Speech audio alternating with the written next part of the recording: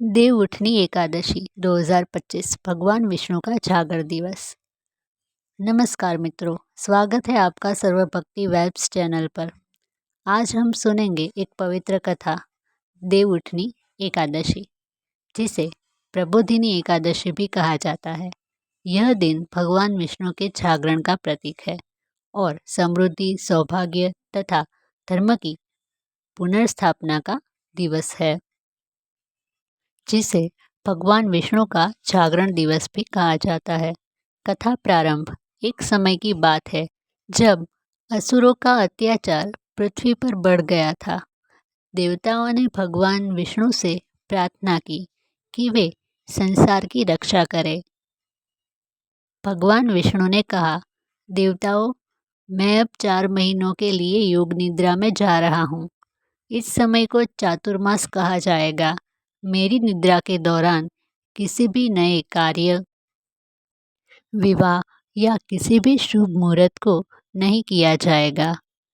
ऐसा कहकर भगवान विष्णु क्षीर सागर में शेषनाग की शैया पर विश्राम करने लगे।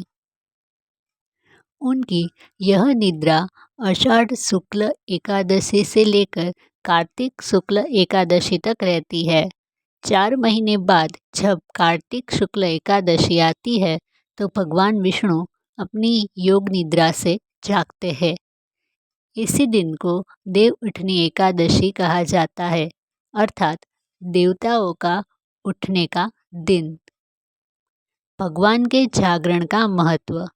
इस दिन से सभी शुभ कार्यों की पुनः शुरुआत होती है, जैसे कि विवाह, गृह प्रवेश, मुंडन, नामकरण आदि।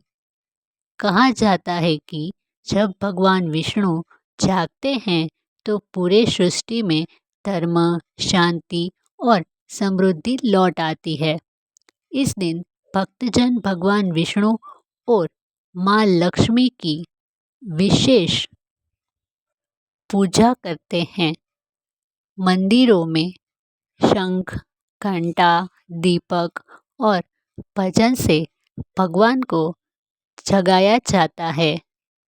भक्त गाते हैं, जागो देव जागो, प्रभु विष्णु जागो, तुलसी विवाह रचाओ। कई लोग इसी दिन तुलसी विवाह का विशेष प्रसंग भी मनाते हैं। देवउठनी एकादशी के दिन ही तुलसी विवाह भी मनाया जाता है। कहानी के अनुसार तुलसी माता भगवान विष्णु की परम भक्त थी। उनके पिछले जन्म में वे वृंदा नाम की पतिव्रता स्त्री थी, जिनके पति जलंधर का वध भगवान विष्णु ने किया था। बाद में वृंदा ने भगवान विष्णु को श्राप दिया कि वे पत्थर बन जाए और वही शालिग्राम के रूप में पूजे जाते हैं। भगवान विष्णु ने उनका श्राप स्वीकार किया और वचन दिया कि हर वर्ष वे तुलसी जी से विवाह करेंगे। इसीलिए इस दिन तुलसी विवाह का विशेष महत्व है। व्रत और पूजा विधि संक्षेप में। सुबह जल्दी उठकर स्नान करें, व्रत का संकल्प ले, पीले वस्त्र पहनकर भगवान विष्णु की मूर्ति या तस्वीर के सामने दीप जलाए, शंख, तुलसी पत्ते, फूल और पंचामृत से भगवान का अभिषेक करें। फिर यह मंत्र जपे, ओम नमो भगवते वासुदेवाय या ओम लक्ष्मीये नमः। पूजन के बाद देवउठनी गीत गाएं और तुलसी विवाह का विधान करें। संध्या में दीपदान करें और कथा सुनकर व्रत पूर्ण करें। कथा का संदेश। देवउठनी एकादशी हमें सिखाती है कि जब हम ईश्वर से जुड़ते हैं तो हमारे जीवन में धर्म, प्रेम और समृद्धि लौट आती है। यह दिन जागृति का प्रतीक है।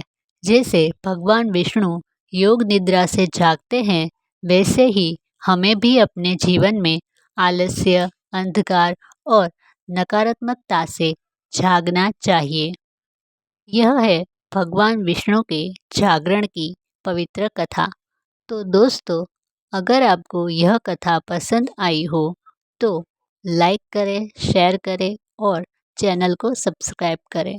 हमारे चैनल सर्वभक्ति वेब्स को, ताकि आपको हर एक पावन पर्व की कथा और पूजा विधि सबसे पहले मिल सके।